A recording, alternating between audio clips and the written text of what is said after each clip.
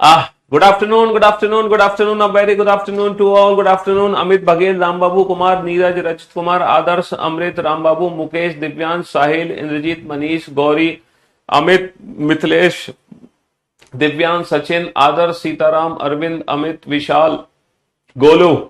क्या हालचाल भाई आप लोगों के? बढ़िया, फसला, शानदार जानदार, एकदम झकास। Very good afternoon to all. Good afternoon, good afternoon, good afternoon. तो भैया आज फाइनली आज फाइनली डाइस चैप्टर की संपूर्ण सेवा समाप्त हो जाएगी। आज इस चैप्टर का लास्ट डे है और आज इस चैप्टर की संपूर्ण सेवा हम समाप्त कर देंगे, समाप्त। है ना? हमने केस फर्स्ट के क्वेश्चन पढ़ लिए थे, सेकंड पढ़ लिया, थर्ड पढ़ लिया, ओपन फिगर पढ़ लिया। बस एक लैंग्वेज बेस्ड क्वेश्चन बचे हुए हैं। कौन से क्वेश्चन बचे हुए हैं? Language based question. मैंने आप लोगों को 35 क्वेश्चन कराए थे, 35 क्वेश्चन में सारे कंसेप्ट करा दिए। मैं आपका रिवीजन करवा देता हूं। देखो, डाइस में क्लोज डाइस की अगर हम बात करें, क्लोज डाइस को सोल्व करने की 3 ट्रिक है। No common trick, 1 common trick, 2 common trick. Close dice को सोल्व करने की 3 ट्रिक है। No common trick, 1 common trick, 2 common trick. ठीक है जी, बहुत बढ़िया। इसके बाद ओपन फिगर को सॉल्व करने की 2 ट्रिक है, अल्टरनेट मेथड और जी मेथड। अल्टरनेट मेथड और जी मेथड, बहुत बढ़िया। इसके बाद ऑप्शन एलिमिनेशन की 2 ट्रिक है। पहली ट्रिक है ना, हर उस ऑप्शन को एलिमिनेट करो जिसमें 2 विपरीत सतह या तो एक साथ दिखाई दे रही है या एक साथ छिप गई है। अच्छा, दूसरी जो ट्रिक है हमारी, है ना, दूसरी जो ट्रिक है ना, दूसरी जो ट्रिक है वो कौन सी ट्रिक है? दूसरी ट्रिक है, कौन सी ट्रिक थी? Rotation method. रोटेशन मेथड से हम अपने ऑप्शंस को एलिमिनेट कर सकते हैं। मैंने एक आपको स्पेशल 1 कॉमन ट्रिक भी कराई थी, है ना, एक स्पेशल 1 कॉमन ट्रिक भी हमने करी थी। तो यहां तक हम सब कुछ पढ़ चुके हैं, चीजों को बहुत अच्छे से समझ चुके हैं। फिर मैं आपको पीडीएफ की प्रैक्टिस करा रहा था और पीडीएफ की प्रैक्टिस में मैंने कई सारे क्वेश्चन आपको करा दिए, कई सारे क्वेश्चंस। पहले तो हमने सारे कंसेप्ट सीखे, उसके बाद हमने इस पीडीएफ की प्रैक्टिस करी। एक क्वेश्चन मैंने आप लोगों के लिए होमवर्क दिया हुआ था, है ना, ये क्वेश्चन था, मैंने बोला था ये होमवर्क करना। सच सच बताना, किस किस बच्चे ने इस क्वेश्चन का प्रैक्टिकल करके देखा अपने घर पे? क्या आप लोगों ने इस क्वेश्चन का प्रैक्टिकल अपने घर पे करके देखा? मुझे पूरी उम्मीद है कि आप लोगों ने प्रैक्टिकल नहीं किया होगा, है ना क्योंकि आप लोग बहुत बिजी हैं, बहुत बिजी पर्सन है। आप लोग क्लास के लिए समय निकाल लेते हैं, यही आपके लिए बहुत बड़ी बात है। फिर आपके पास समय रहता कहाँ है? देखो, इस क्वेश्चन में एग्जैक्टली ना रोटेशन मेथड की ट्रिक लगेगी और रोटेशन मेथड की ट्रिक में खतरनाक लेवल से लगेगी, एक डिफरेंट लेवल से रोटेशन मेथड।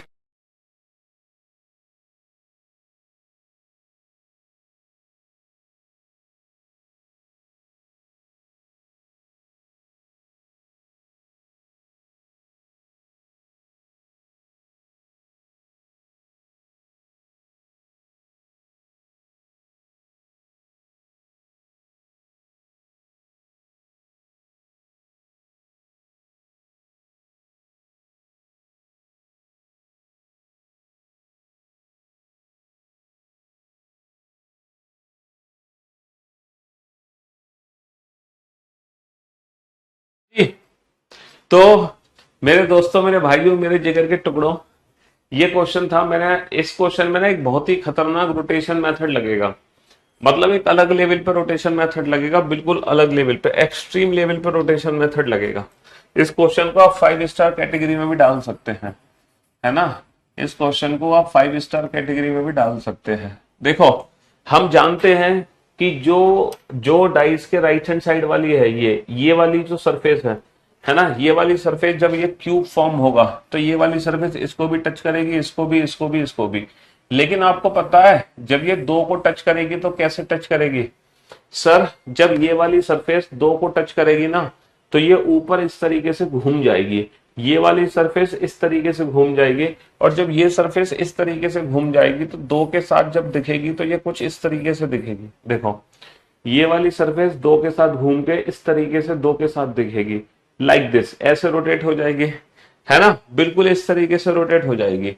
मेरे दोस्त, मेरे भाइयों, 1 2 के एंटी क्लॉकवाइज में जब मैं 1 2 से एंटी क्लॉक चलूंगा, मान लो मैं क्यूब बना रहा हूं जिसमें मैंने यहाँ पे 1 लिख दिया, यहाँ पे 2 लिख दिया, यहाँ पे 1 लिख दिया, यहाँ पे 2 लिख दिया, 1 2, तो जो राइट हैंड साइड में सरफेस आएगी ना, पहले वो खाली सरफेस आएगी और फिर मेरी भरी हुई सरफेस आएगी। लेकिन अगर मैं ऑप्शन डी को ध्यान से देखता हूँ, 1 2 के एंटी क्लॉकवाइज में चल क्या रहा है?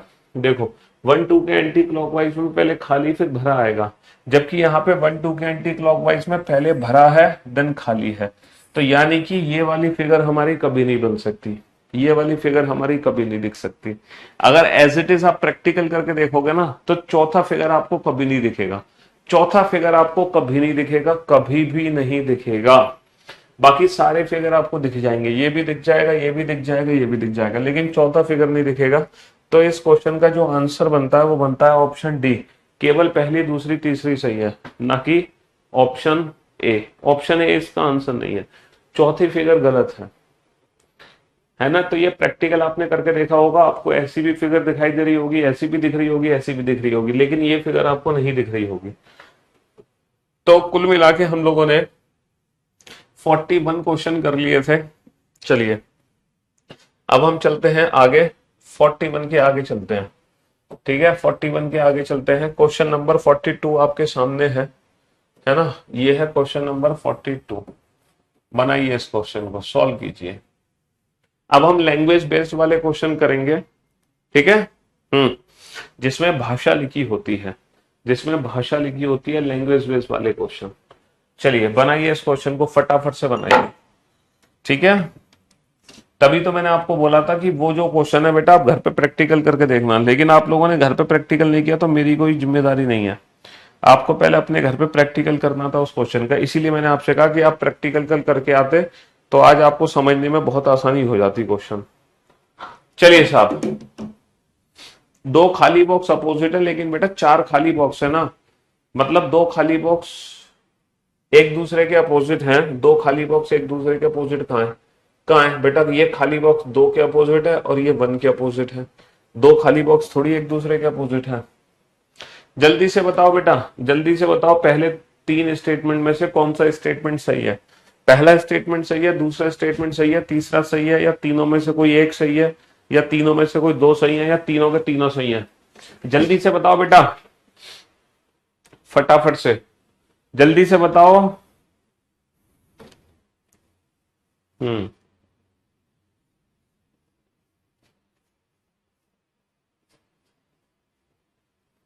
फटाफट से बताओ बेटा, इन तीनों स्टेटमेंट में से कौन सा स्टेटमेंट सही है।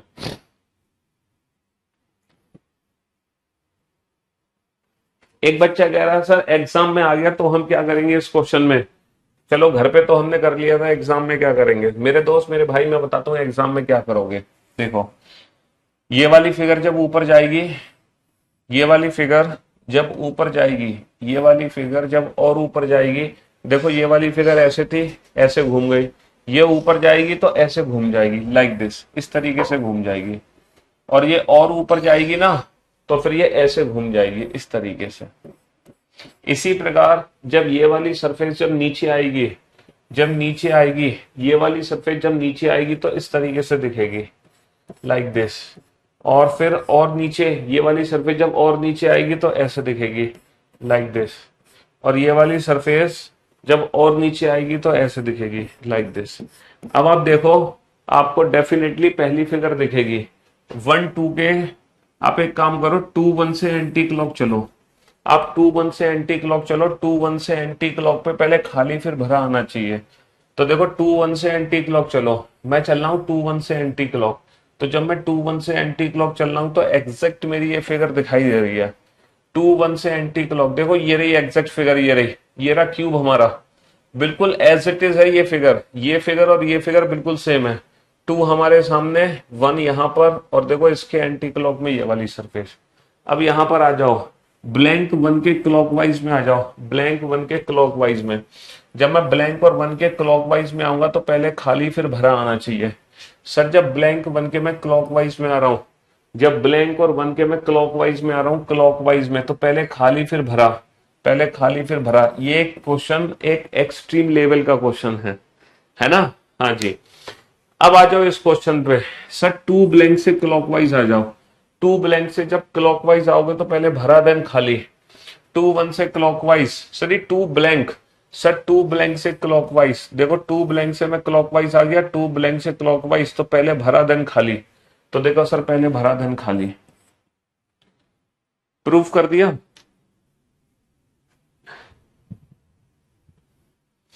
तो ये एक शानदार लेवल का क्वेश्चन है, एक डिफरेंट टाइप का क्वेश्चन है। ये तीनों फिगर बेटा यहाँ पे छिपी हुई हैं, ये रही तीनों फिगर। चौथी फिगर गड़बड़ हो गई, चौथी फिगर ये होनी चाहिए, ना कि ये होगी, पहले खाली फिर भरा आना चाहिए। अब तुम छोड़ो उस क्वेश्चन को, तुम क्वेश्चन नंबर 42 पे ध्यान दो। जल्दी से बताओ बेटा 42 पे। जिंदगी में ऐसी रीजनिंग आज तक कभी नहीं पड़ी थी बेटा। हम एंटी क्लॉक और क्लॉक इसलिए चल रहे हैं क्योंकि हम रोटेशन को अच्छे से मैच करा सके। मतलब मैं खाली भरे के हिसाब से चल रहा हूँ एंटी क्लॉक और क्लॉक, कि पहले भरा आ रहा है या पहले खाली आ रहा है, उस हिसाब से चल रहा हूं मैं, ताकि मैं परफेक्ट फिगर को मैच करा पाऊं। इस एक्सट्रीमली थैंकफुल सर। चलिए शुक्रिया, थैंक यू सो मच। हाँ, आप तो कमाल कर देते हैं सर, इजी तो था सर, आप कमाल हो। चलिए बनाइए बेटा, इन तीनों स्टेटमेंट में से कौन सा स्टेटमेंट ट्रू है। पहला स्टेटमेंट ट्रू है या कोई दो या तीनों ट्रू है? जल्दी से बताओ इन तीनों स्टेटमेंट में से कौन सा स्टेटमेंट ट्रू है।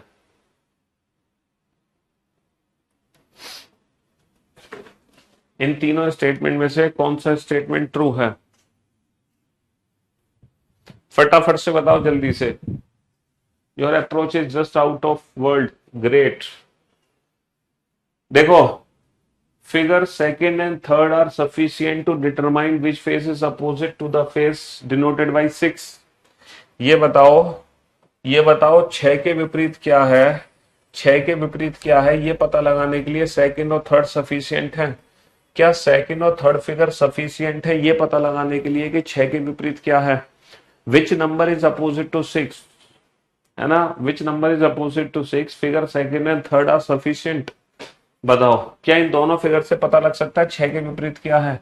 सर इन दोनों फिगर में वन कॉमन ट्रिक लगेगी, और जब वन कॉमन ट्रिक लगेगी तो हमें पता चल गया 6 के विपरीत 1 है।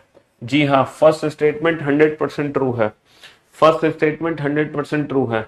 Figure second and third are sufficient to determine which face is opposite to the face 4। क्या सेकंड और थर्ड फिगर, क्या सेकंड और थर्ड फिगर सफिशिएंट है ये बताने के लिए 4 के विपरीत क्या है? सर सेकंड और थर्ड फिगर में वन कॉमन ट्रिक लगेगी। सर डेफिनेटली हम बता सकते हैं कि 4 के विपरीत क्या है, डेफिनेटली हम बता सकते हैं 4 के विपरीत क्या है। हाँ जी, in order to find which face is opposite to the face 3, figure first and fourth are sufficient. क्या पहली और चौथी फिगर सफिशिएंट है? क्या पहली और चौथी फिगर सफिशिएंट है ये बताने के लिए, ये बताने के लिए which face opposite to the face 3। भैया 3 के विपरीत क्या है? क्या पहली और चौथी फिगर से तुम बता सकते हो 3 के विपरीत क्या है? सर 100% बता सकते हैं। 2 कॉमन ट्रिक लगेगी, 6 2 को हटा दो, 6 2 को हटा दो तो हम बता सकते हैं 3 के विपरीत 4 है। तो पहली चौथी फिगर से हम बता सकते हैं 3 के विपरीत 4 है। इसका मतलब ये है यहाँ पे तीनों ही स्टेटमेंट 100% ट्रू है। इसका मतलब ये है यहाँ पर तीनों ही स्टेटमेंट 100% ट्रू है, तीनों ही स्टेटमेंट। तो इस क्वेश्चन में हमें एक एक स्टेटमेंट को पढ़ना है और चेक करना है क्या वो स्टेटमेंट सही है। तो बेटा यहाँ पे तीनों स्टेटमेंट हमारे सही निकले, तीनों स्टेटमेंट हमारे सही निकले। बनाओ इस क्वेश्चन को।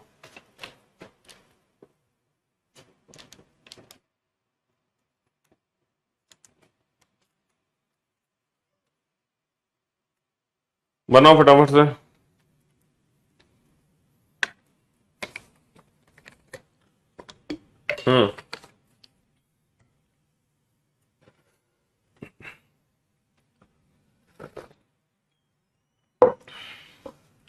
सॉल्व करो इस क्वेश्चन को।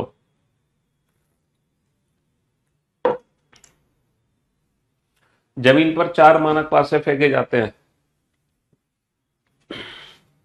जमीन पर 4 मानक पासे फेंके गए। पहला पासा, दूसरा पासा। यूजुअल डाइस बेटा स्टैंडर्डाइज होता है, यूजुअल डाइस स्टैंडर्डाइज होता है, स्टैंडर्ड। समझ रहे हो? जमीन पर 4 मानक पासे फेंके जाते हैं। इन 4 पासाओं के ऊपरी सतह पर कुल संख्या 13 है, क्योंकि इनके ऊपरी सतह क्रमशः है 4 3 1 5 है। तो जमीन को छूने वाले कुल सतहों पर संख्याओं का योग क्या है? जमीन को छूने वाले कुल सतहों पर संख्या का योग। बेटा अगर 4 ऊपर है तो जमीन को कौन सी सरफेस टच करेगी? मानक पासा में, स्टैंडर्ड डाइस में हर 2 अपोजिट सरफेस का सम 7 होता है। तो बेटा 4 ऊपर है तो नीचे क्या होगा? 3 होगा। अगर 3 ऊपर है तो नीचे क्या होगा? नीचे 4 होगा। अगर 1 ऊपर है तो नीचे क्या होगा? नीचे 6 होगा। अगर 5 ऊपर है तो नीचे क्या होगा, नीचे 2 होगा। तो आपको दिखाई दे रहा होगा हर दो विपरीत सतह का योग 7 हो गया। तो जमीन को छूने वाले कुल सतहों का योग कितना होगा, जमीन को छूने वाले कुल सतहों का योग कितना होगा, 3 और 4 7, 7 और 6 13, 13 और 2 15, 3 और 4 7, 7 और 6 13, 13 और 2 15। अच्छा, इस क्वेश्चन को हम विदाउट पेन एंड पेपर भी कर सकते थे, क्योंकि रीजनिंग तो विदाउट पेन एंड पेपर ही है, पूरी की पूरी रीजनिंग। बेटा टॉप सरफेसेस पे टोटल सम कितना है, 13। टॉप सरफेसेस पे टोटल सम कितना है, 13। अच्छा ये बताओ अपोजिट सरफेस का सम कितना है, 7। 7 यहाँ पे, 7 यहाँ पे, 7 यहाँ पे, 7 यहाँ पे, 7 4 जा 28, 7 चौक 28। बेटा टोटल सम कितना हो गया, 28। ऊपर नीचे का टोटल सम हो गया 28। 7 और 7 14 और 7 21 और 7 28। 28 में से 13 घटा दो, ऊपर का योग कितना है, 13। तो बेटा नीचे का योग कितना आ जाएगा, 15। तो नीचे का योग कितना आ जाएगा, नीचे का योग आ जाएगा 15। ठीक है, हाँ जी। If the sum of top surfaces 13 then definitely sum of bottom surfaces 15। 28 minus 13 15, क्योंकि टोटल सम कितना है हमारा 28। चलिए बनाइए इस क्वेश्चन को।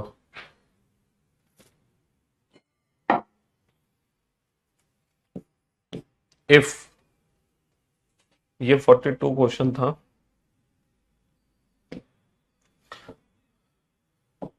42 के बाद ये 43 है,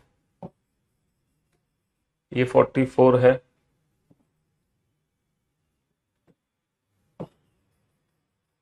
ये 45 है, ये 46।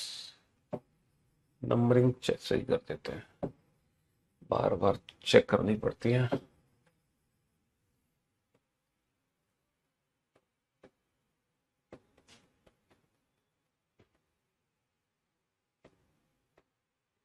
फोर्टी टू हो गया। 42 के बाद ये क्वेश्चन नंबर 43 आ गया। 43 के बाद ये क्वेश्चन नंबर 44 आ गया। बनाओ बनाओ बेटा क्वेश्चन को। बेटा अगर तुम इस क्वेश्चन को भी रिपीट करने के लिए कह रहे हो तो कैसे काम चलेगा, ये बताओ कैसे काम चलेगा। अगर आप कह रहे हो कि इस क्वेश्चन को भी रिपीट कर दो तो कैसे काम चलेगा है? क्या आपने डाइस के सारे लेक्चर अटेंड किए हैं? सच सच बताना ईमानदारी से। जिस बच्चे ने बोला प्लीज रिपीट, वो मुझे एक बार बता दें, क्या उस बच्चे ने डाइस के सारे लेक्चर अटेंड किए हैं? दिल पे हाथ रख के बताओ। तो बेटा आप धोखा मुझे नहीं दे रहे हो, आप धोखा अपने आप को दे रहे हो। आप धोखा अपने आप को दे रहे हो, मुझे नहीं दे रहे हैं। इससे ज्यादा आसान क्वेश्चन मिलेगा तुम्हें? अगर तुम्हारे घर में कोई तीसरी कक्षा में पढ़ रहा हो ना बालक, उससे पूछ लेना, वो भी इस क्वेश्चन का आंसर दे देगा। उससे कहना कि हर दो अपोजिट सरफेस का सम 7 है और ऊपर का टोटल जो सम है वो है 13। तो नीचे का टोटल सम कितना आ जाएगा? तो 28 माइनस 13 15, खत्म कहानी। ये सब कुछ तो एग्जाम में करने की हमें जरूरत भी नहीं है। जो मैंने आपको एक्सप्लेन किया ना, इतना इतना एक्सप्लेनेशन की तो जरूरत भी नहीं है एग्जाम में। हाँ हाँ जी।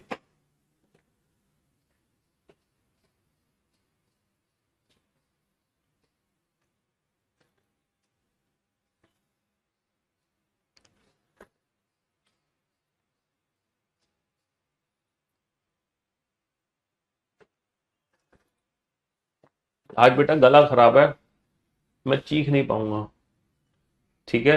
तो थोड़ा मेरी हेल्थ का ध्यान रखेंगे आप सभी बच्चे। सर्द गर्म लग गई मेरे को, कल बहुत गर्मी थी, तो कभी गर्मी कभी एसी कभी ठंडा पानी, तो यही सब चलता रहा कल हमारे साथ, है ना। कभी एसी कभी बाहर, कभी एसी कभी बाहर, और फिर ठंडा पानी एकदम पसीने में पी लिया तो गला खराब हो गया हमारा सुबह।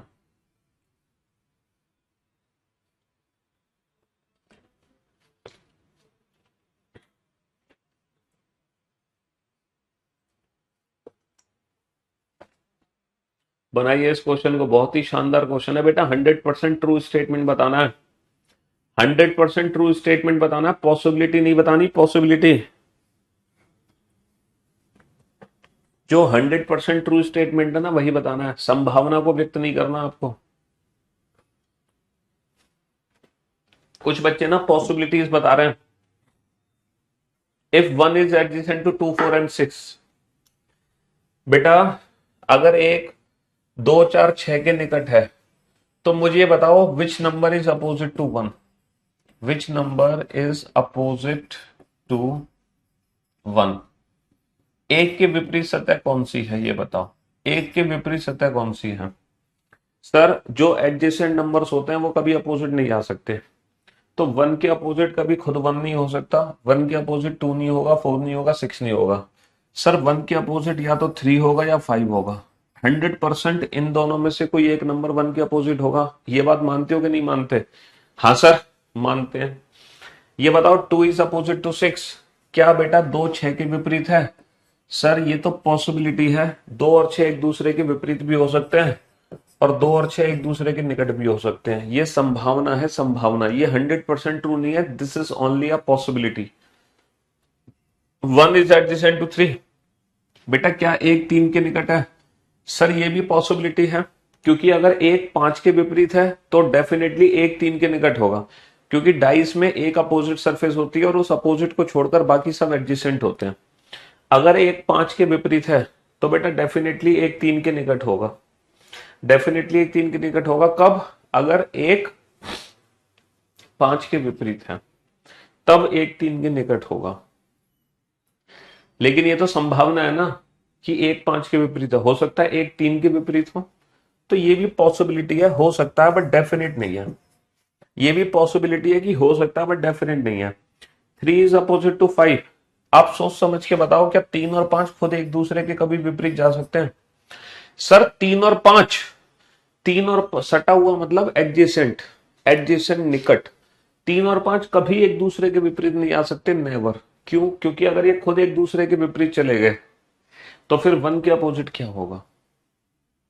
तो ये जो स्टेटमेंट है ना, ये स्टेटमेंट एकदम फॉल्स स्टेटमेंट है, फॉल्स यानी कि 100% फॉल्स, 100% फॉल्स स्टेटमेंट है, 100% फॉल्स है ना, 100% फॉल्स है कि 3 और 5 एक दूसरे के विपरीत है, क्योंकि ये तो कभी जिंदगी में एक दूसरे के विपरीत जा ही नहीं सकते, क्योंकि इनमें से किसी एक को तो 1 के अपोजिट जाना है। अच्छा जो नंबर एक दूसरे के विपरीत नहीं जा सकते वो 100% एक दूसरे के एडजेसेंट होते हैं, वो 100% एक दूसरे के एडजेसेंट होते हैं। तो बेटा 3 और 5 हमेशा एक दूसरे के एडजेसेंट होंगे, ये बात 100% ट्रू है। अगर आपको प्रैक्टिकल से समझना है तो बेटा एक फिगर बनाओ, यहां पे 1 लो 1, तो यह हमारी दो संभावनाएं बनती है, हमारी दो संभावनाएं बनती हैं, या तो 1 के अपोजिट जाएगा 3 या फिर 1 के अपोजिट जाएगा 5। तो बेटा 1 के अपोजिट 3 जाए या 1 के अपोजिट 5 जाए, 3 और 5 हमेशा एक दूसरे के एडजेसेंट होंगे। पूछो क्यों? पूछो क्यों?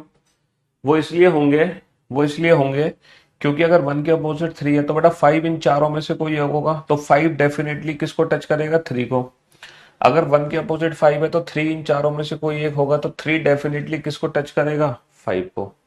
तो दोनों ही पॉसिबिलिटीज में 3 एंड 5 हमेशा एक दूसरे के टच में रहेंगे। एक बच्चे ने एक बहुत ही बढ़िया क्वेश्चन पूछा है और उस क्वेश्चन के पूछने के बाद मेरे ना सीने में दर्द हो रहा है। बच्चा कह रहा है कि 1 के अपोजिट 6 क्यों नहीं है? Your question hurt me. भाई साहब बहुत दर्द हो रहा है। हाँ जी बहुत दर्द हो रहा है। क्या करें इस बच्चे? तुम अपने घर के एड्रेस दो बेटा, ताकि आपके आसपास अभी जो बच्चा पढ़ रहा होगा वो आपकी जाके करेगा कुटाई, है ना। और और इसको ना मुर्गा बना देना और इसके पिछवाड़े में डंडे डंडे देना। तुम अपने घर का एड्रेस दो जल्दी से। 1 के अपोजिट 6 क्यों नहीं हो सकता? अरे गधे 2 4 और 6 ये तीनों ही 1 को टच कर रही हैं सरफेस, पहले ही बोला गया है 1 इज एडजेसेंट टू 2 4 एंड 6। 1 जो है 2 को भी टच कर रहा है, 4 को भी टच कर रहा है, 6 को भी टच कर रहा है। तो 1 6 के अपोजिट कैसे हो सकता है? जो एडजेसेंट सरफेस है वो तो कभी उसके अपोजिट हो ही नहीं सकती ना, है। वाओ सर आप क्या पढ़ाते हैं, मुझे तो सब आराम से समझ आता था। Thank you sir. आम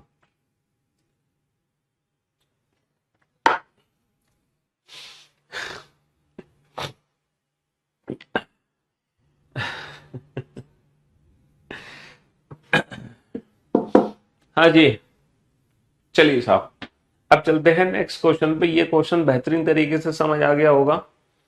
है ना। लड़कियां भी हैं इस बैच में, अच्छा लड़कियां हैं तो मैंने ऐसा क्या कह दिया भाई, और तुम कब से हैं लड़के लड़की में फर्क करने लग गए। लड़कियां हैं तो क्या हुआ, लड़के हो लड़कियां हो सब मेरे बच्चे ही समान है। क्यों भाई, आप सब हमारे बच्चे ही समान है। भले ही आप में से कुछ बच्चे हमसे उम्र में ज्यादा हो सकते हैं, लेकिन गुरु और शिष्य का रिलेशन ऐसा होता है पिता और पुत्र, पिता और पुत्री की तरह, समझ रहे हो। तो हम आपको कुछ भी कह सकते हैं, कुछ भी।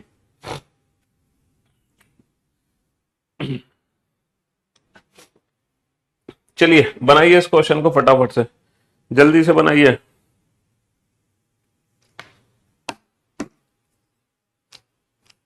कम ऑन, सोच समझ के आंसर दो बेटा। ये जो लैंग्वेज बेस्ड क्वेश्चन है ना, लैंग्वेज बेस्ड जो क्वेश्चंस हैं, लैंग्वेज बेस्ड क्वेश्चंस को जब आप सॉल्व करोगे ना तो एग्जैक्टली पता चलेगा कि आपको डाइस की कितनी बेसिक नॉलेज है।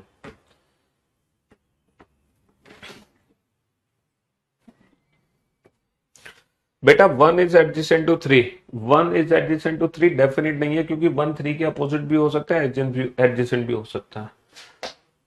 Question number 45। हम्म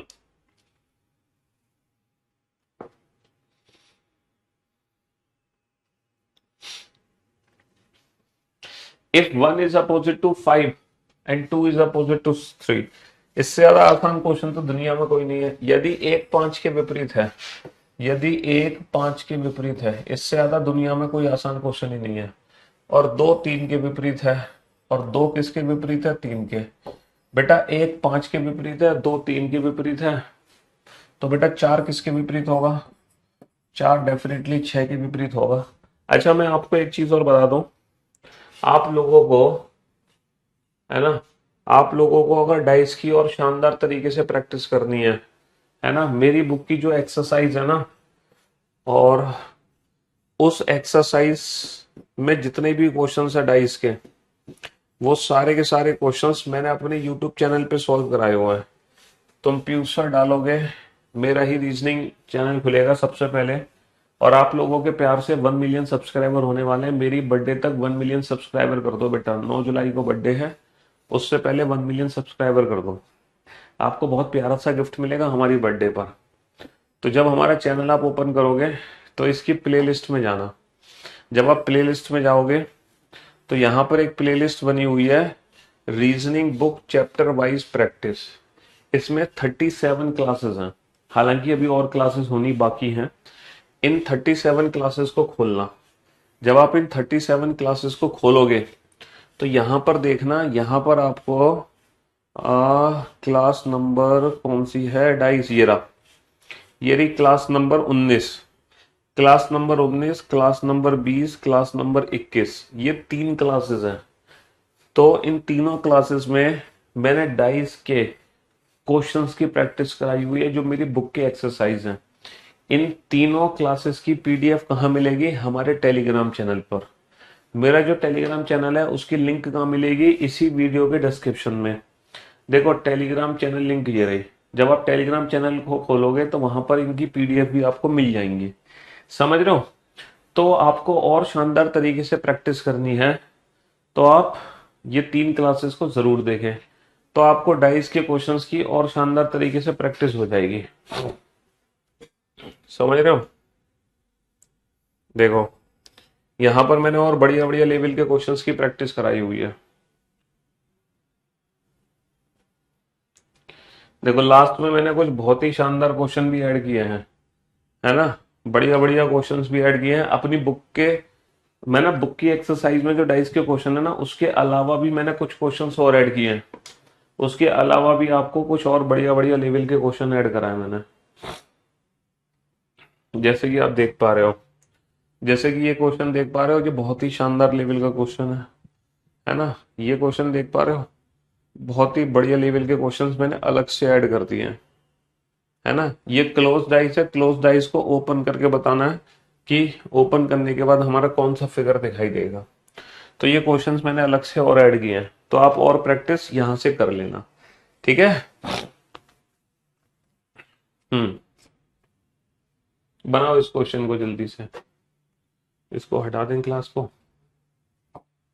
चलिए साहब, और बेटा हर जगह हमारा यूट्यूब चैनल शेयर कर दो, हर जगह स्प्रेड लाइक फायर, कि 9 जुलाई तक 1 मिलियन सब्सक्राइबर हो जाएं। फिर होगा 9 जुलाई को धमाका, धमाका होगा बेटा, धमाका। एक ऐसा धमाका जिसकी उम्मीद आपने नहीं की होगी पहले, है ना। बहुत बढ़िया प्यारा सा गिफ्ट आप लोगों की तरफ से मुझे नहीं मिलेगा, मेरी तरफ से आपको मिलेगा। लेकिन आप लोगों की तरफ से अगर गिफ्ट देना चाहते हो तो 1 मिलियन सब्सक्राइबर कर दो, ये आप लोगों की तरफ से गिफ्ट होगा मेरे लिए। और मेरी तरफ से जो गिफ्ट होगा वो तो आप देखते ही रह जाओगे। इतने शानदार शानदार गिफ्ट दूंगा आपको उस दिन जिसकी आपने कल्पना भी नहीं करी होगी। हम्म।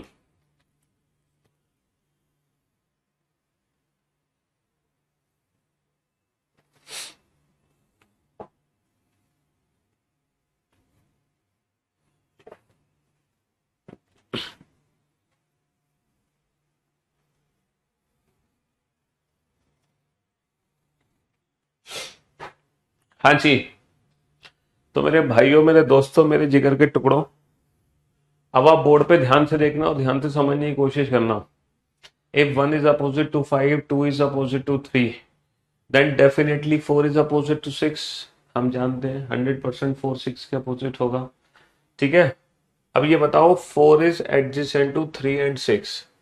4 is adjacent to 3 and 6, ये बात कितनी सही है sir? 4 is adjacent to 3 100% true है, क्योंकि अगर 4 6 के निकट है तो 6 को छोड़कर 4 सब, सॉरी, अगर 4 6 के विपरीत है, अगर 4 6 के विपरीत है तो बेटा 6 को छोड़कर 4 सबके निकट होगा, क्योंकि अपोजिट को छोड़कर जितनी भी सरफेस बच जाती है वो सब उसके एडजेसेंट होती हैं। लेकिन 4 इज एडजेसेंट टू 6, ये गलत है। 4 6 के अपोजिट है। तो ये स्टेटमेंट आधा तो सही है लेकिन आधा गलत है, जबकि हमें पूरा सही चाहिए। 2 इज एडजेसेंट टू 4 एंड 6, बेटा डेफिनेटली 2 4 के एडजेसेंट होगा। ये बताओ 2 के निकट कौन कौन सी सरफेस होंगी? ये बताओ 2 के निकट कौन कौन सी सरफेस होंगी? सर 2 के विपरीत क्या है? 3। तो 3 को छोड़ के जितनी भी सरफेस बच गई, 1 1 4 5 6, ठीक है। हाँ जी। भैया 2 के विपरीत 3 है, तो 3 को छोड़कर जितनी भी सरफेस बची सभी की सभी 2 के निकट होंगी। 3 को छोड़कर जितनी भी सरफेस बची सभी 3 के 2 के निकट होंगी। भाई अपोजिट को छोड़कर जो बचती है वो सब उसके निकट होती हैं, है ना। तो 2 के निकट 4 भी है और 2 के निकट 6 भी है। ये स्टेटमेंट 100% ट्रू है। 4 is adjacent to 5, 4 is adjacent to 5 बिल्कुल सही है, लेकिन 4 इज एडजेसेंट टू 6 बिल्कुल गलत है। 6 इज एडजेसेंट टू 3 बिल्कुल सही है, लेकिन 6 इज एडजेसेंट टू 4 बिल्कुल गलत है, क्योंकि वो अपोजिट है। तो हमारे सारे स्टेटमेंट आधे सही आधे गलत हैं, लेकिन ये वाला जो स्टेटमेंट है ये कंप्लीटली सही है। ठीक है। हाँ जी। 2 के निकट कितनी होंगी? 3 को छोड़कर जितनी भी सरफेस बची, 3 को छोड़कर जितनी सरफेस बची सभी 2 के निकट है। Got it? हाँ जी। क्वेश्चन नंबर 46, क्वेश्चन नंबर 46 पे आओ फटाफट से। हम्म।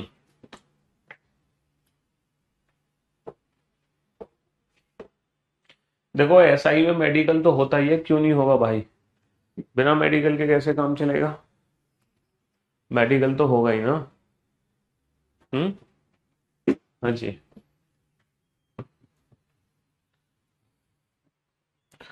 बुक से कर लो तो बढ़िया बात है।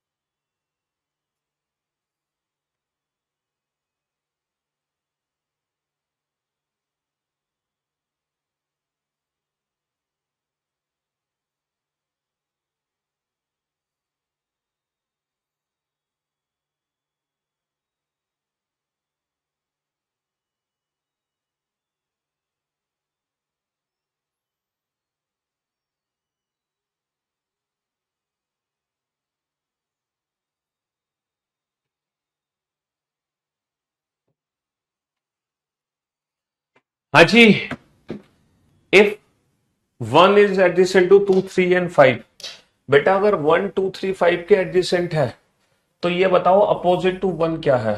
डेफिनेटली अपोजिट टू 1 क्या होगा सर? अगर 2, 3, 5 के एडजेसेंट है तो 1 के अपोजिट या तो 4 होगा या 6 होगा। तो डेफिनेटली 4 और 6 एक दूसरे के एडजेसेंट होंगे। ये वाला क्वेश्चन अभी थोड़ी देर पहले हमने किया था। तो डेफिनेटली 4 एंड 6 एक दूसरे के एडजेसेंट होंगे। ये पॉसिबिलिटी है। 2 is adjacent to 5, 1 is adjacent to 6, ये भी पॉसिबिलिटी है। 1 इज एडजेसेंट टू 4, ये भी पॉसिबिलिटी है। बाकी सब पॉसिबिलिटी है। ये क्वेश्चन हम ऑलरेडी कर चुके हैं। क्वेश्चन नंबर 47, क्वेश्चन नंबर 47 पर आओ। हाँ जी, जल्दी से बनाओ फटाफट से क्वेश्चन नंबर 47 को। Come on.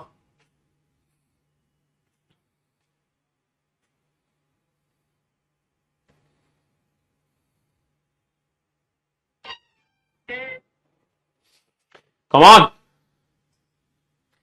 फटाफट सटासट, जल्दी से।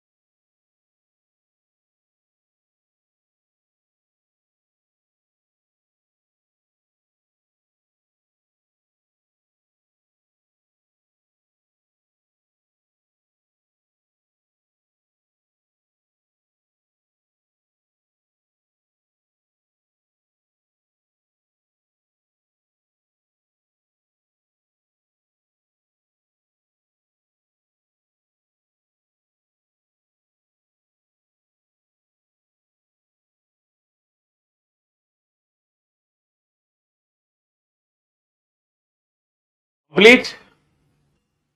चलिए साहब, अब आप लोग बोर्ड पे ध्यान से देखना। यदि 1, 2 के विपरीत है और 3, 4 के निकट है, देखो हमें बोला गया है कि 1, 3, 4 के निकट है।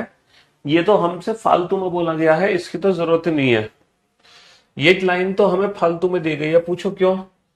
क्योंकि अगर 1, 2 के विपरीत है, अगर 1, 2 के विपरीत है तो एक के निकट बाय डिफॉल्ट 3 4 तो होने ही होने हैं बाय डिफॉल्ट। इसमें कोई बताने वाली जरूरत नहीं थी कि एक के निकट 3 4 होंगे, ये तो बाय डिफॉल्ट होंगे 3 4, और बल्कि 3 4 नहीं 5 6 भी होंगे, क्योंकि दो को छोड़कर। ऐसे ही दो के निकट बेटा एक को छोड़कर सभी होंगे 3 4 5 6। समझ रहे हो? तो 2 is adjacent to 6, 2 is adjacent to 6, 2 is adjacent 100% true, 3 is adjacent to 4 possibility, 4 is adjacent to 6 possibility, 3 is adjacent to 5 possibility. ये खुद आपस में कौन एक दूसरे के विपरीत है, कौन एक दूसरे के निकट है, ये तो सब पॉसिबिलिटीज में चले गए। बट डेफिनेट क्या है? दो के निकट ये है, एक के निकट ये है। डेफिनेट क्या है? 2 इज एडजेसेंट टू 6, ये 100% ट्रू है, ये 100% ट्रू है, ये 100% ट्रू है। भाई डाइस में अपोजिट को छोड़कर जितने भी नंबर बच जाते हैं वो सभी एक दूसरे के एडजेसेंट होते हैं, ये सब पॉसिबिलिटीज है, ये सब पॉसिबिलिटीज है। क्वेश्चन नंबर 48, यदि 2 3 के विपरीत है, बेटा अगर 2 3 के विपरीत है, अगर 2 3 के विपरीत है तो ये बताओ 2 के निकट क्या है? अगर 2 3 के विपरीत है तो 2 के निकट और 3 के निकट पता करो। 2 और 3 के निकट कौन कौन सी सरफेस है? अगर 2 और 3 एक दूसरे के विपरीत है तो बाकी की जो सरफेस बची वो सारी सरफेस 2 और 3 के एडजेसेंट होंगी। 1 4 5 6 है ना, 1 4 5 6। तो बेटा 1 इज अपोजिट टू 5, क्या 1 5 के अपोजिट है? सर ये बात तो पॉसिबिलिटी है, संभावना। ठीक है, 4 इज अपोजिट टू 6, क्या 4 6 के विपरीत है? सर ये भी संभावना है, हो भी सकता है नहीं भी हो सकता। ठीक है, 4 is adjacent to 2 and 6, 4 is adjacent to 2 ये तो ट्रू है, लेकिन 4 इज एडजेसेंट टू 6 ये पॉसिबिलिटी है। 4 इज एडजेसेंट टू 2 ये तो ट्रू है, लेकिन 4 इज एडजेसेंट टू 6 ये पॉसिबिलिटी है। तो पूरा स्टेटमेंट सही नहीं है। अच्छा, 1 is adjacent to 2 and 3, 1 is adjacent to 2 and 1 is adjacent to 3, ये बात 100% ट्रू है कि जो 1 है वो 2 के भी एडजेसेंट है और 3 के भी एडजेसेंट है, ये 100% ट्रू है। चलिए साहब, अब जरा इस क्वेश्चन पे ध्यान दो। ये जितने भी डाइस हैं these all are standard dice, ये सभी के सभी मानक पासा हैं। सर आपको कैसे पता मानक पासा है? क्योंकि मैंने ये वाली लाइन पढ़ ली, क्योंकि मैंने ये वाली लाइन पढ़ ली, the sum of the number of dots on the opposite face is 7, the sum of the number of dots on opposite face is 7।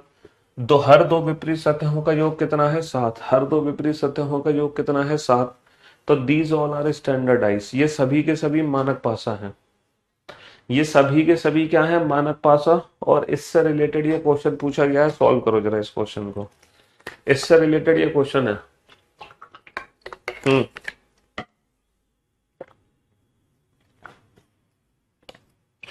Question number 49,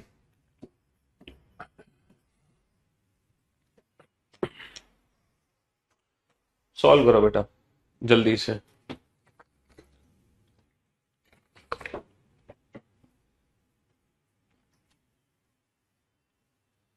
ये सारे के सारे मानक पासा हैं, दीज ऑल आर स्टैंडर्डाइज,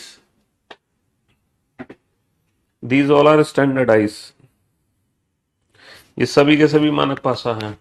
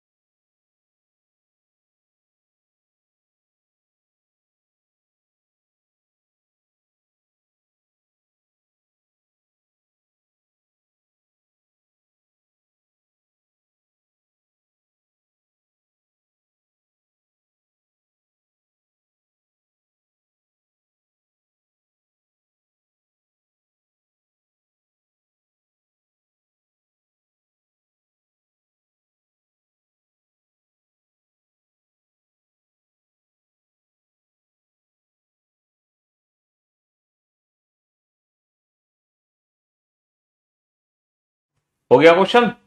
बहुत बढ़िया, शाबाश। चलिए साहब, देखो क्वेश्चन क्या है। If the dice 1 2 3 have the even number of dots on their bottom faces. ये कह रहे हैं इफ द डाइस 1 2 3, 1 2 3 का मतलब 1 2 3 have even number of dots on their bottom faces. इनके बॉटम फेसेस पे इवन नंबर ऑफ डॉट्स हैं, even. अब हमें पता कैसे चलेगा sir even number of dots कौन सी है? सर डाइस में जो डॉट्स हैं वो है 1 2 3 4 5 6, 1 2 3 4 5 6। इसमें से इवन नंबर ऑफ डॉट्स कौन सी है? 2 4 6। इसमें से ऑड नंबर ऑफ डॉट्स कौन सी है? 1 3 5। समझ रहे हो? ऑड नंबर ऑफ डॉट्स कौन सी है? 1 3 5। तो हमने क्या बोला कि dice first second third have even number of dots on their bottom faces. तो बेटा तो ये 5 है, 5 के विपरीत 2 हो गया, 5 के विपरीत 2 हो गया, 6 के विपरीत 1 हो गया, 5 2 6 1।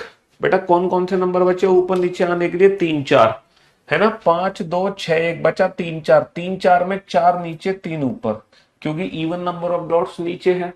अच्छा 3 के विपरीत 4 हो गया, 5 के विपरीत 2 हो गया, 3 4 5 2 बचा क्या? 6 1, 6 1 में से 6 नीचे 1 ऊपर। अच्छा 2 के विपरीत 5, 6 के विपरीत 1, है ना, स्टैंडर्डाइज है ना। 2 5 6 1 बचा गया 3 4, 3 4 में 4 नीचे 3 ऊपर, क्योंकि इवन नंबर ऑफ डॉट्स हमें नीचे लेने हैं।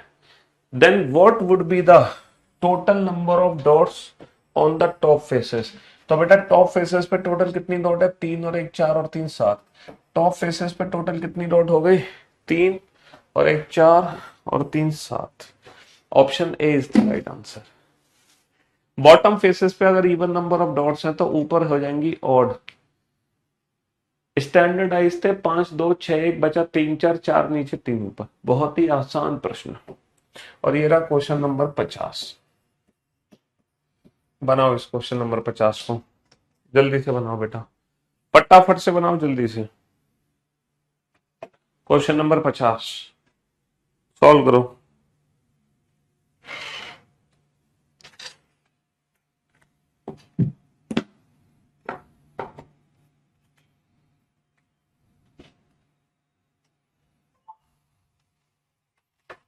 हाँ जी, एक बच्चा कह रहा क्वेश्चन में स्टैंडर्डाइज मेंशन नहीं था। तुम बेटा चुल्लू और पानी लो और उसमें डूब मरो जाके। अबे तुम गधे हो गए, बीच में आ जाते हो क्या क्लास में एकदम? ये क्वेश्चन शुरू होने से पहले ये इन्फॉर्मेशन नहीं दी गई थी? The sum of the number of dots on the opposite faces is 7। मैंने बोला था ना कि सारे के सारे मानक पासा हैं, क्योंकि प्रत्येक यहां पर प्रत्येक पासे में विपरीत सतहों पर बिंदुओं की संख्या का योग 7 है। तो ये सारे के सारे मानक पासा हैं, ये पहले ही डिफाइन किया हुआ है। These all are standardize. है बिल्कुल ही गधे हुए एक नंबर के यार। ये सारे के सारे मानक पासा हैं, पहले से क्वेश्चन में डिफाइन था। और जो मानक पासा होते हैं उसमें हर दो विपरीत सतहों का योग 7 होता है। उसमें हर दो विपरीत सतहों का योग 7 होता है ना। हर दो विपरीत सतहों का योग 7 होता है। Every two opposite surfaces sum is equal to 7। बेटा 5 के विपरीत क्या होगा? 5 के विपरीत 2 होगा, 6 के विपरीत 1 होगा, 5 2 6 1, तो 3 4 बचेगा। अब क्वेश्चन क्या है? पहले तो कंडीशन पढ़ो। क्वेश्चन क्या है? If the dice first second and third have, if the dice first second and third have even number of dots on their bottom faces. इनके बॉटम फेसेस पे जो नंबर ऑफ डॉट्स हैं वो even है, even. यानी कि 5 2 6 1 बचा गया 3 4, 4 नीचे 3 ऊपर, 3 के विपरीत 4, 5 के विपरीत 2, 3 4 5 2 बचा 6 1, 6 नीचे 1 ऊपर, 2 5 6 1 बचा 3 4, 4 नीचे 3 ऊपर। इवन नंबर ऑफ डॉट्स आ गई बॉटम पर। And the dice 4 5 6 have odd number of dots on their top faces. 4 5 6 के टॉप फेसेस पे ऑड नंबर ऑफ डॉट्स है।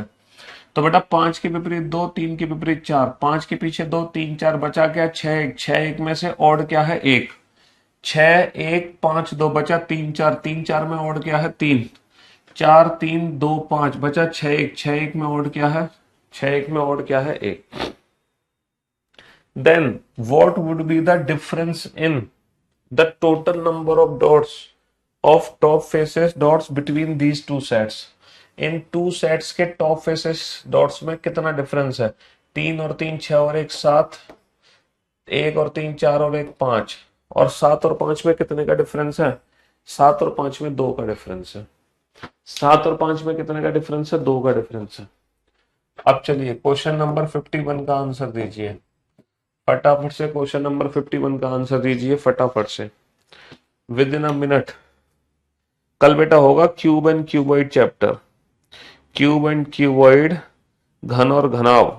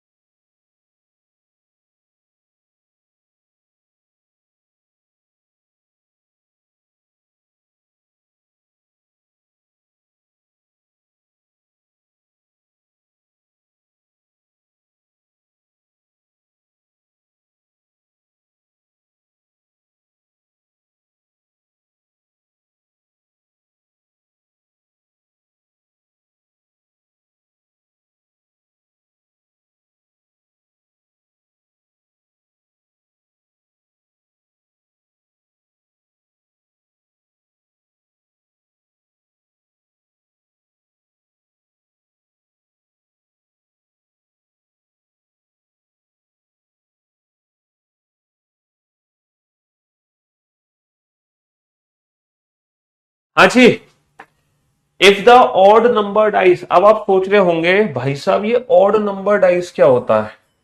ये ऑड नंबर डाइस, देखो if the odd number dice, इनमें से कौन सा ऑड नंबर डाइस है कैसे पता चलेगा? ऑड नंबर डाइस का मतलब जिसका नंबर ऑड है, जैसे कि 1 3 5, ये हो गए हमारे odd number dice. If the odd number dice have odd number of dots on their bottom faces, इनके बॉटम फेसेस पे जो नंबर ऑफ डॉट्स है वो ऑड है। इनके बॉटम फेसेस पे जो नंबर ऑफ डॉट्स है वो क्या है? ऑड। कौन सी डॉट ऑड है बेटा? 5 के विपरीत 2, 6 के विपरीत 1, 5 2 6 1, बचा क्या? 3 4, 3 नीचे 4 ऊपर, है ना? ऑड नीचे। 2 के विपरीत 5, 6 के विपरीत 1, 2 5 6 1, बचा क्या? 3 4, 3 4 में 3 नीचे 4 ऊपर, 6 1 5 2, बचा क्या? 3 4, 3 4 में 3 नीचे 4 ऊपर। Then what would be the total number of dots on the top faces of these dice? तो 4 और 4 8 और 4 12। क्या आंसर आ गया हमारा? 12 आंसर आ गया। क्या आंसर आ गया? 12 आंसर आ गया। चलिए क्वेश्चन नंबर 52, बहुत ही आसान सा क्वेश्चन है, आप खुद ही बना लेना। If the even number dice, even number dice मतलब 2 4 6, have even number of dots on their top faces, है ना? इवन नंबर ऑफ डॉट्स है टॉप फेसेस पे, इवन। 3 4 5 2, बचा क्या? 6 1, 6 1 में 6, 5 2 3 4, बचा क्या? 6 1, 4 3 2 5, बचा 6 1, यानी कि 6 6 6। Then what will be the total number of the top faces? 6 3 18। ठीक है, चलिए क्वेश्चन नंबर 53 लिखो। एक क्वेश्चन नंबर 53 है, ये ऐसा क्वेश्चन है जो एक बार हमारे एग्जाम में आया था और कोई भी बच्चा इस क्वेश्चन को बना नहीं पाया था। If the difference between, if the difference between the odd number of dots, if the difference between the odd number of dots of opposite surfaces is 6, then which figure is correct? जब ये question exam में आया था तो कोई भी नहीं कर पाया था, बिल्कुल अलग क्वेश्चन था, बिल्कुल अलग, एकदम हटके। यदि प्रत्येक विपरीत सतहों पर, यदि प्रत्येक विपरीत सतहों की विषम बिंदुओं का अंतर यदि प्रत्येक विपरीत सतहों की विषम बिंदुओं का अंतर 6 है, तब कौन सी आकृति सही है?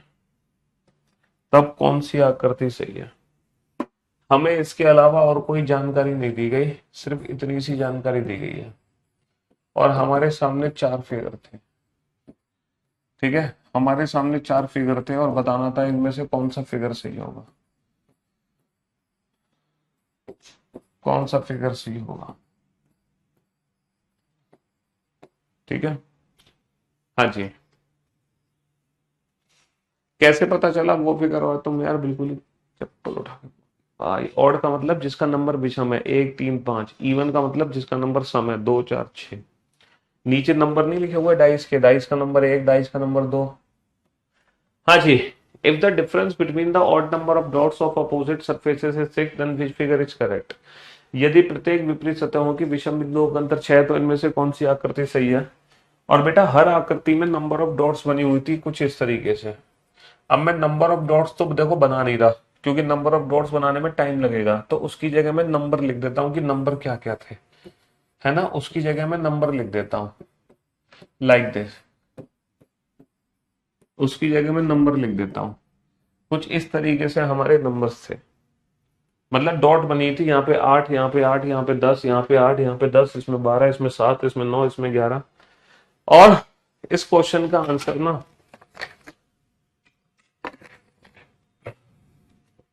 क्वेश्चन की लैंग्वेज में छपा हुआ है। इस क्वेश्चन का आंसर क्वेश्चन की लैंग्वेज में ही छिपा हुआ है, लैंग्वेज में ही। इस क्वेश्चन का आंसर क्वेश्चन की लैंग्वेज में ही छिपा हुआ है। पता है क्या हमसे क्या बोला गया है? If the difference between the odd number of dots, यानी कि डाइस में हमारे पास एक ऐसा पासा है, हमारे पास एक ऐसा पासा है जिस पासे में जो नंबर ऑफ डॉट्स हैं वो ऑड है। हमारे पास एक ऐसा पासा है जिस पासे में हर सरफेस पे नंबर ऑफ डॉट्स ऑड है, यानी कि इवन सरफेस वाले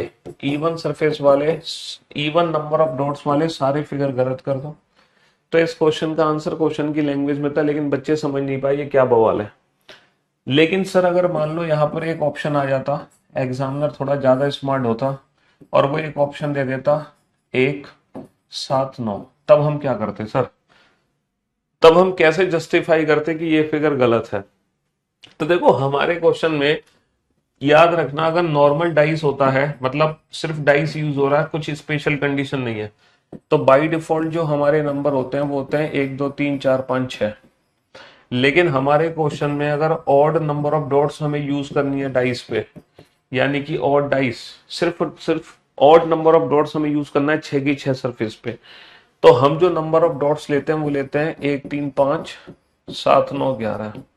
अगर हमें डाइस पे even number of dots use करनी है 6 की 6 सरफेस पे, सिर्फ इवन नंबर ऑफ डॉट्स है, तो वो जो नंबर ऑफ डॉट्स होंगी वो होंगी 2 4 6 8 10 12।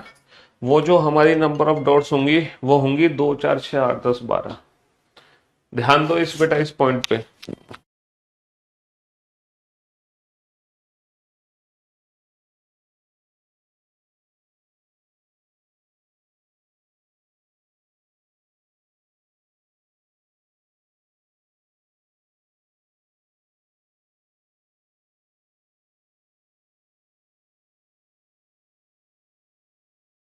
जी, तो मेरे दोस्त मेरे भाई, अगर डाइस का क्वेश्चन है तो 1 2 3 4 5 6 होंगे। अगर और डाइस है तो बाई डिफॉल्ट 1 3 5 7 9 11 6 की 6 सरफेस पे।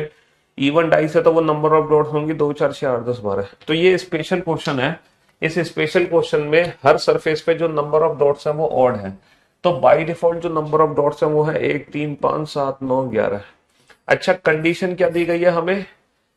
यदि प्रत्येक दो विपरीत सतहों की विषम बिंदुओं का अंतर 6 है, यानी कि हर दो विपरीत सतहों का जो डिफरेंस है वो 6 आना चाहिए। हर दो विपरीत सतहों का डिफरेंस कितना आना चाहिए? हर दो विपरीत सतहों का डिफरेंस 6 आना चाहिए। इसका मतलब एक के पीछे क्या होगा सर? डेफिनेटली एक के पीछे 7 होगा, तभी तो 1 और 7 का अंतर 6 आएगा। सर 3 के पीछे क्या होगा? सर डेफिनेटली 3 के पीछे 9 होगा, तभी तो 3 और 9 का अंतर 6 आएगा। 5 के पीछे क्या होगा? सर 5 के पीछे 11 होगा, तभी तो 5 और 11 का अंतर 6 आएगा। तो जो हमारे डाइस का सोल्यूशन होगा वो सोल्यूशन ये होगा। अब जरा बोर्ड पे ध्यान दो, सर एक के विपरीत 7 है, एक और 7 दो विपरीत सतह कभी भी एक साथ नहीं देख सकते, दो विपरीत सतह कभी भी एक साथ नहीं देख सकते, इसीलिए ऑप्शन ई एलिमिनेट हो जाएगा। तो अगर हर दो विपरीत सतहों का अंतर 6 है तो ये हमारा परफेक्ट सोल्यूशन है, लेकिन इस सोल्यूशन की हमें एग्जाम में जरूरत नहीं पड़ी थी।